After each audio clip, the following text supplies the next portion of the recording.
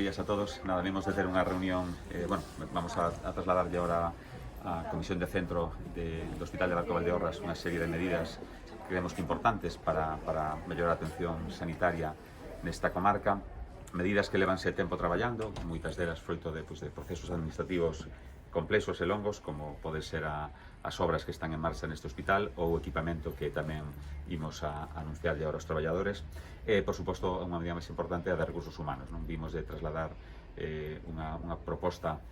comprometida con todos os servicios de traumatoloxía de Galicia para que o Hospital do Barco Valdeorras teña o número mínimo imprescindible de traumatólogos que creemos que ten que ter para funcionar de xeito ordinario, salir dunha situación complicada que levamos vivindo dende a última OPE, os últimos traslados correspondentes, donde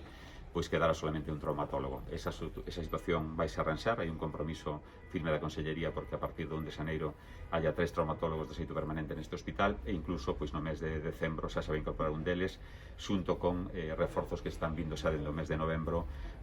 a través dun hospital da zona de Ponferrada con casi 400 consultas de trauma programadas. En definitiva, digo,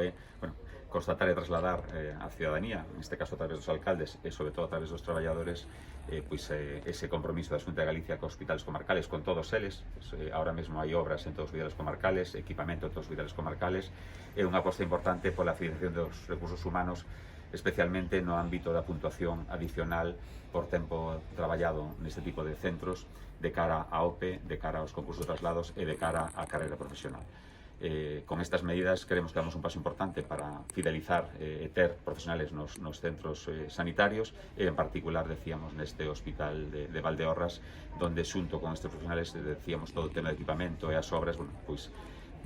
deixan claro o compromiso da Xunta de Galicia con esta área sanitaria e en particular co seu hospital. Que opina da manifestación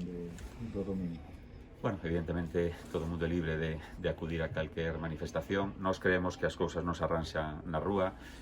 arranxase con proxectos, con presupostos, con decisións como as que acabamos de trasladar hoxe aquí. Ás veces o que se fai na rúa é desprestixar ou axudar a desprestixar máis un sistema sanitario